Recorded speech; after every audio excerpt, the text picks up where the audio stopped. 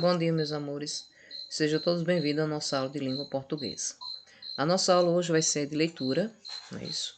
Como nós não possuímos, disponível para todos o nosso livro didático, eu estou agora disponibilizando para vocês, tanto na plataforma quanto no nosso grupo do WhatsApp, o nosso texto do nosso livro didático que vamos trabalharmos hoje nessa aula, tá certo? Então, antes de tudo, abram o Word para que vocês, juntamente comigo, façam a leitura desse nosso conto, tá certo? Para que vocês tenham o entendimento necessário para a realização do estudo do texto, tá certo? Então vamos lá. Esse é um fragmento de um conto de Lev Tolstói, escritor russo que resolveu dar voz a um cavalo. Isso mesmo. Trata-se das memórias de um cavalo que passa longo tempo observando o comportamento das pessoas e os valores do ser humano. Leio. Então, o nosso conto tem como título O Diabo e Outras Histórias. Era inverno, época de festas. Não me deram nem de comer nem de beber durante o dia inteiro. Fiquei sabendo depois que aquilo acontecera porque o cavalariço estava bêbado. Naquele mesmo dia, o chefe veio à minha baia, deu pela falta de ração e foi-se embora xingando com os piores nomes o cavalariço, que não estava ali. No dia seguinte, acompanhado de um peão, o cavalariço trouxe feno à nossa baia. Notei que ele estava especialmente pálido, abatido. Tinha nas costas longas algo significativo que despertava piedade. Ele atirou feno por cima da grade, com raiva. Eu ia metendo a cabeça em seu ombro, mas ele deu um murro tão dolorido no meu focinho que me fez saltar para trás. E ainda por cima chutou minha barriga com a bota. Não fosse esse lazarento, nada disso tinha acontecido. Mas o que aconteceu? Perguntou o outro cavalariço. Os potros do conde ele não se inspeciona, mas este ele examina 2 vezes por dia.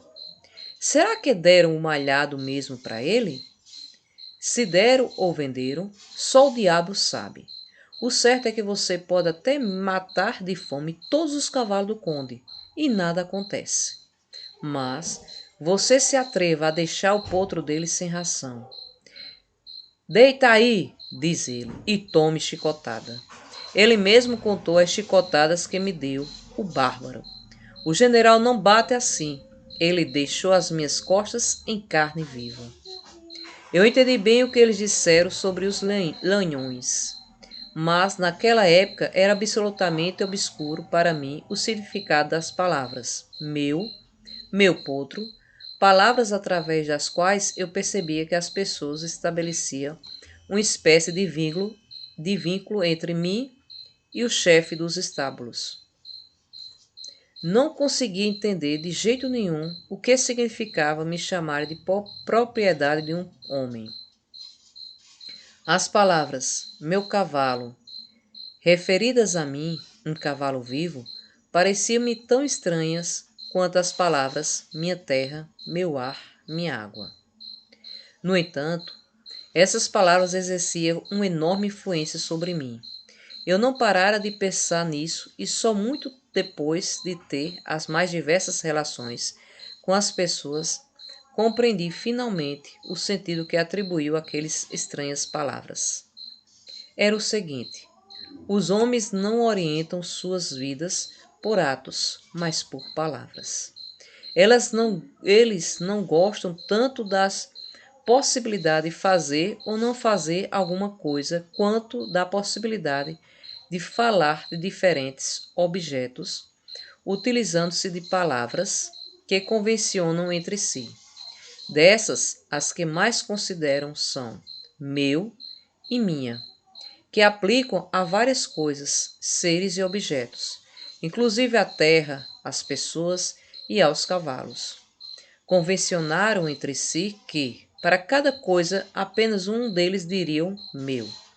E aquele que diz meu para o maior número de coisas é considerado mais feliz.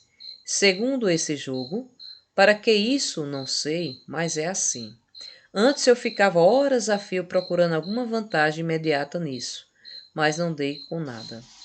Muitas das pessoas que me chamavam, por exemplo, de meu cavalo, nunca me montavam.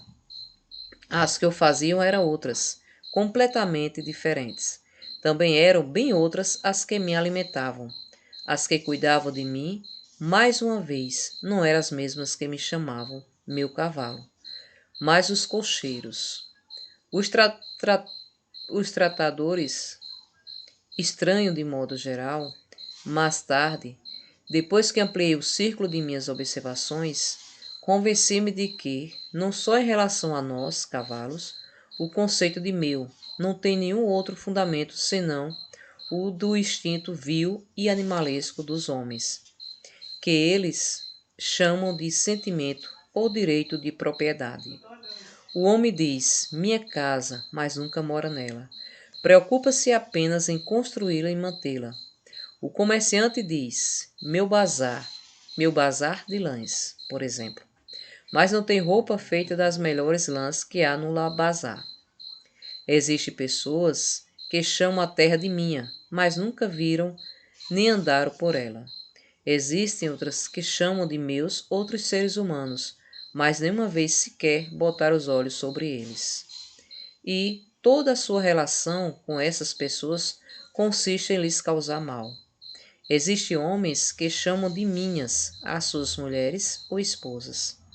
Mas essas mulheres vivem com outros homens.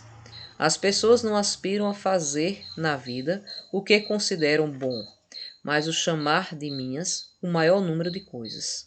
Agora estou convencida de que é nisso que consiste a diferença essencial entre nós e os homens.